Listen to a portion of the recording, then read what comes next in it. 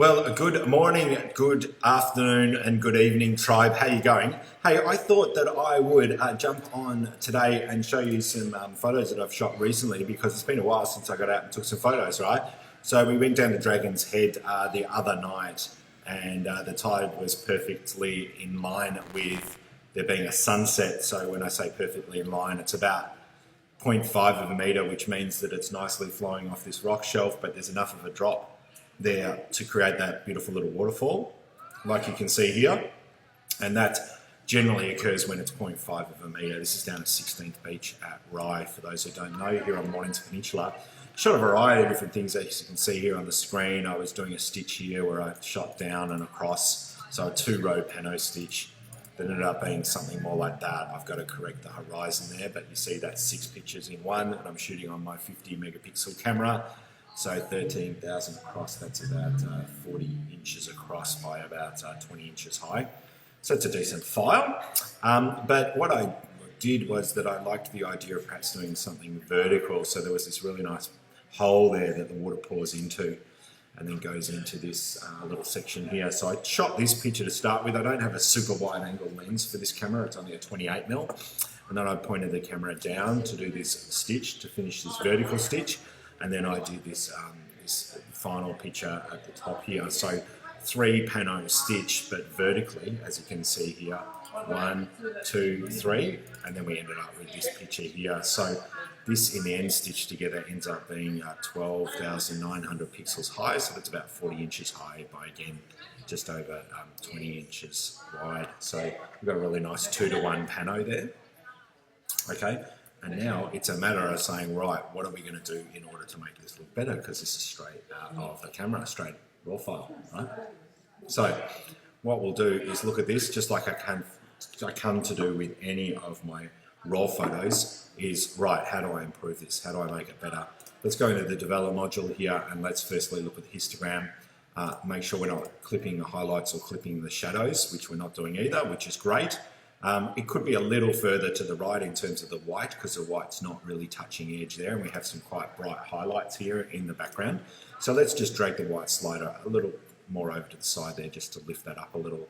And in fact, what I might do is also the exposure, just to, no, actually I'm going to leave that because I don't want it to be too bright in those darker areas. The second thing I'm going to do is that I notice that there's quite a few dust bunnies up there at the top. When I zoom in, we can see that they're there.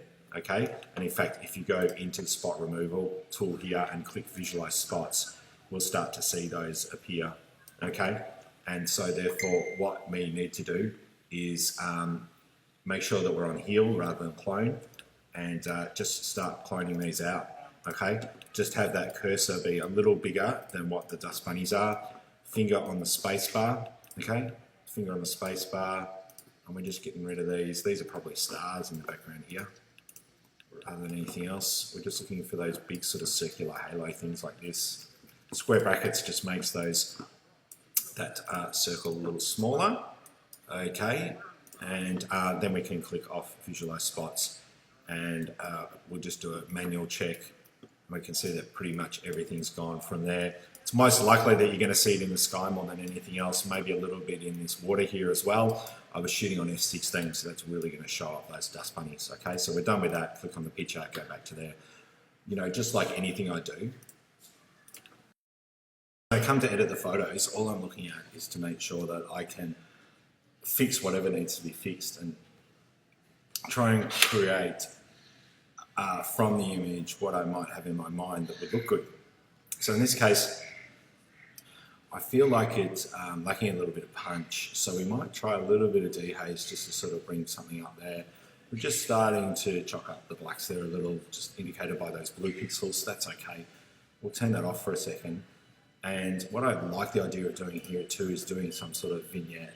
So just darkening the edges just slightly, just to draw the eye into the middle, but we're going to fix that all up too, because now we've got this sort of imbalance. We've got sky that's too bright, bottom that's a bit too dark. So let's fix that with a gradient filter just from the top here, drag that down.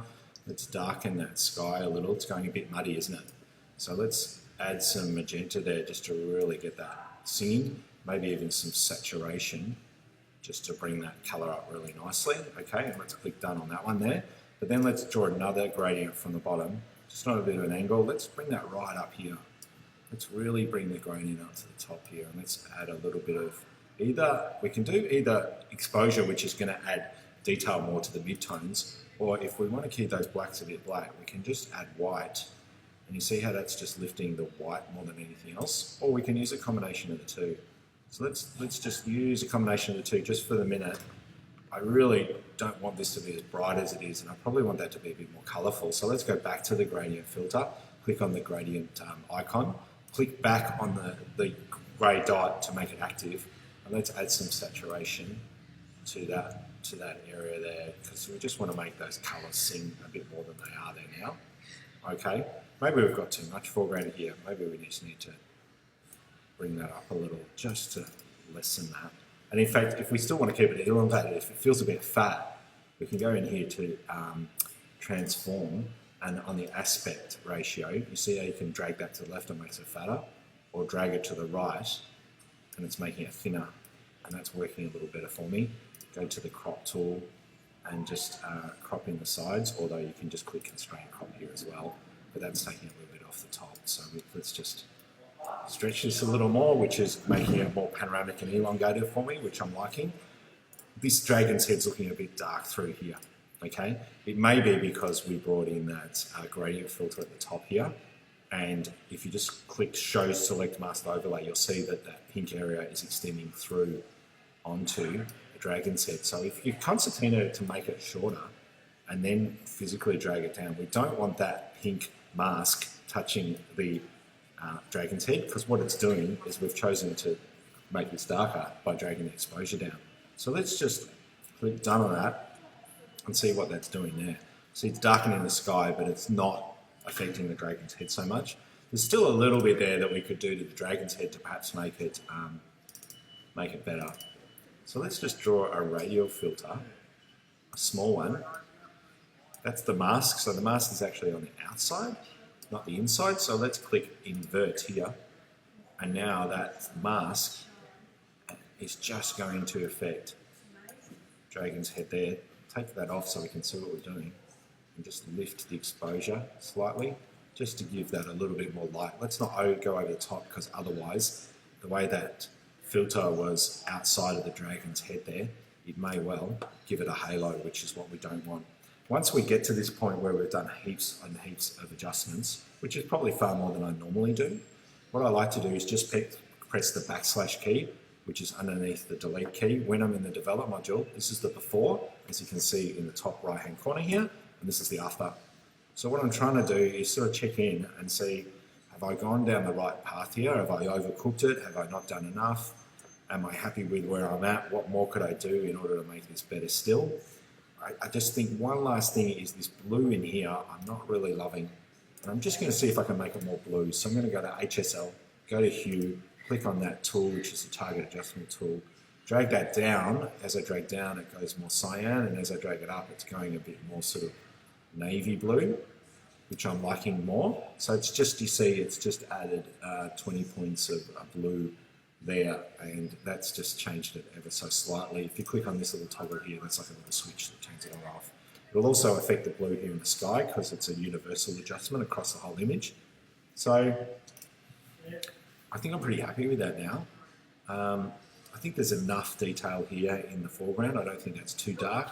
And I don't want it to be about the foreground. I want that to complement the photo, but I really want it to be more your eyes sort of looking at this, but going, wow, look at this here, and also dragon's head and this colour in the sky.